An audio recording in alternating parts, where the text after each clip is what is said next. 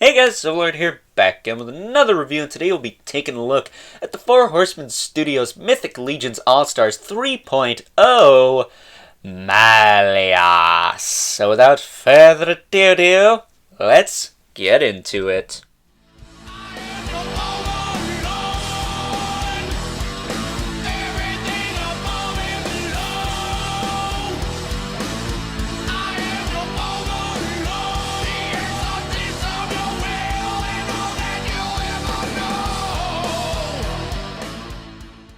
Alrighty guys, as I said before, today we're taking a look at Malleus. He is part of the Mythic Legions All-Stars 3.0 wave, which is currently shipping now.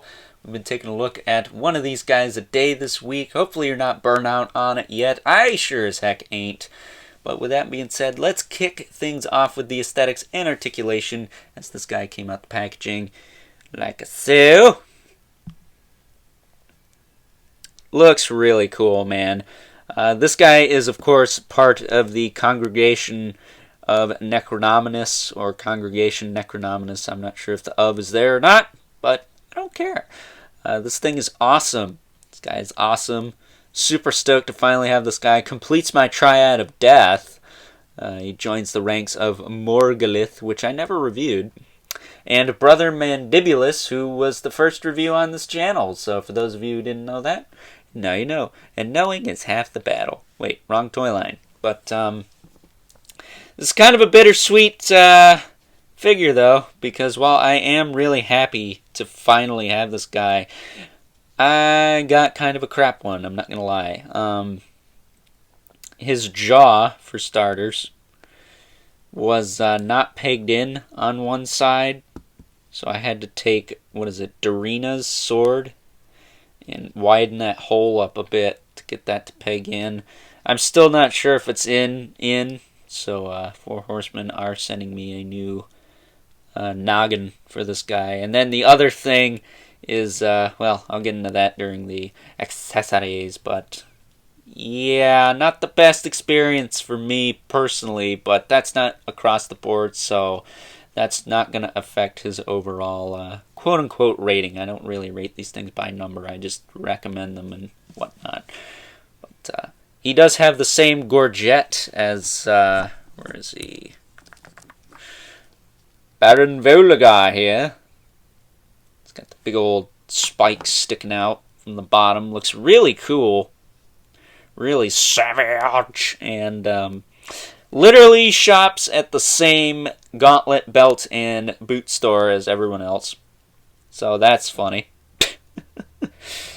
And has the same crotch towel as Baron Volagar. He's basically Baron Volagar with bones. I mean, in a different chest. He's got a different chest piece, too. He's got the more armor-plated chest piece minus the tunic. He's got these kind of metallic green bits going across the front, and then of course he has the ports on the back for the adapters. So articulation, his head can move up pretty far, his jaw can open, of course,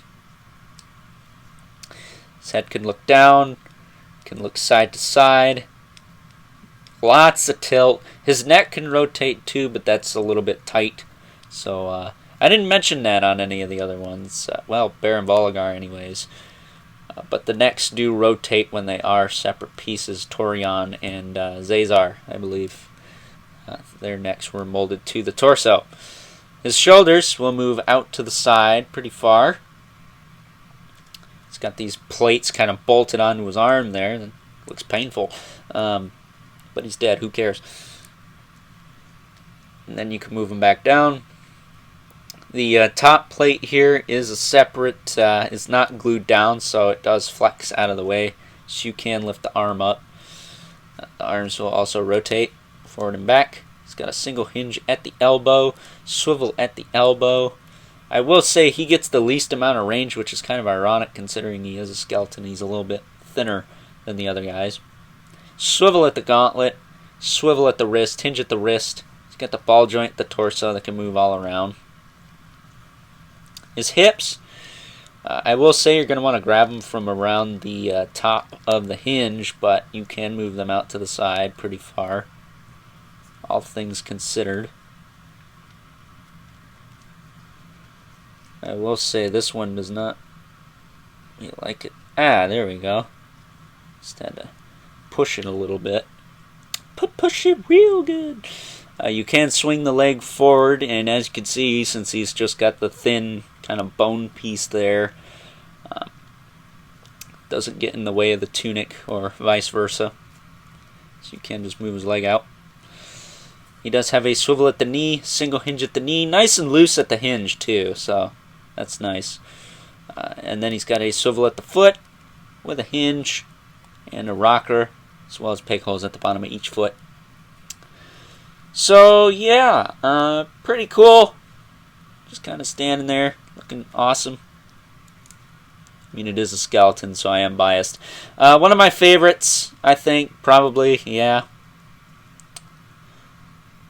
So, definitely a little bit biased as far as that goes. I will say his skull is a little bit more unique than the other ones. He shares the same kind of bare skull as Pixis and Brother Mandibulus, who I both looked at on this channel, but his seems to have a little bit of a pink reddish shading towards the middle of his face there.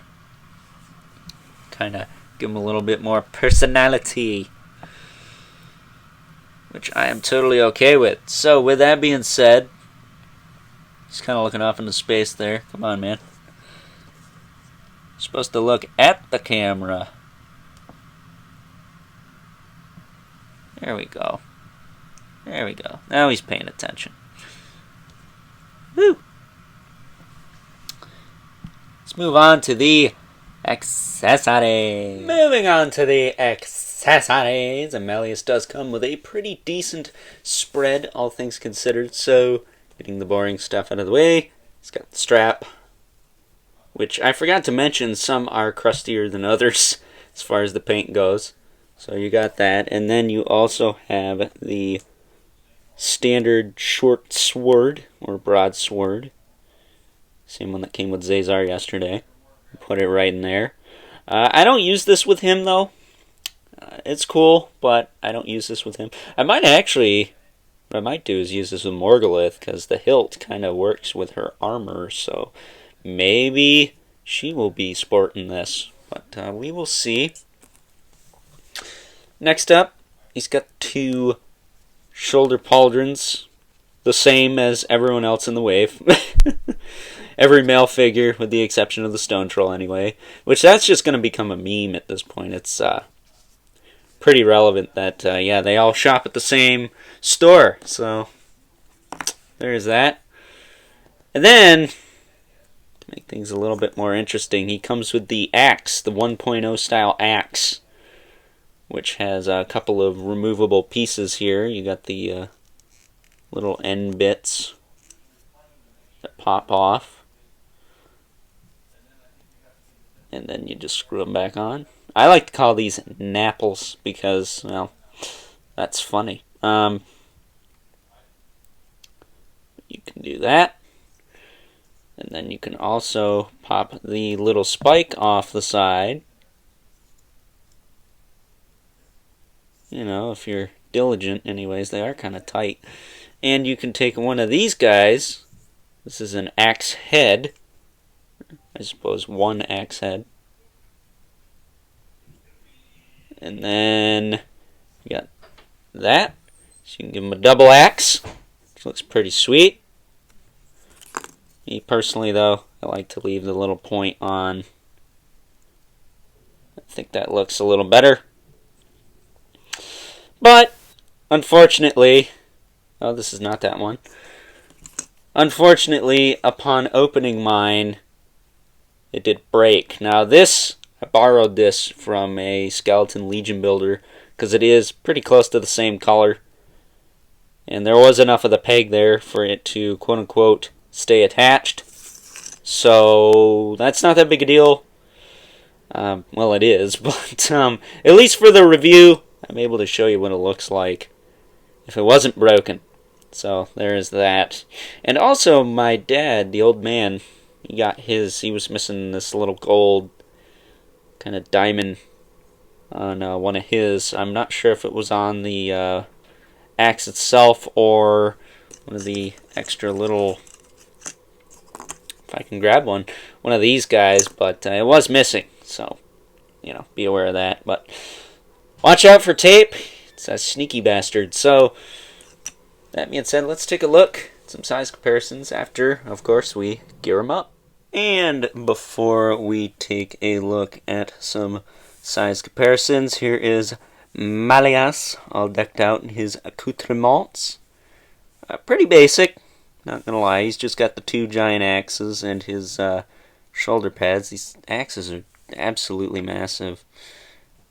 And, unlike the others, it's hard to just spin them at the feet because the axes are getting in the way. But I'm doing my best here. But you can see he's got the shoulder pauldrons, literally like every figure I've reviewed from this wave thus far, with the exception of the Stone Troll. And then the axes again.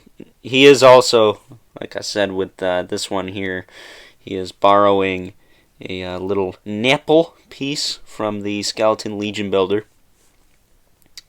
So I can actually show you what it looks like all put together. You can put the double axe heads on there if you want, but that takes up a lot of space. So I just like to leave them like this. But with that being said, let's take a look at some size comparisons.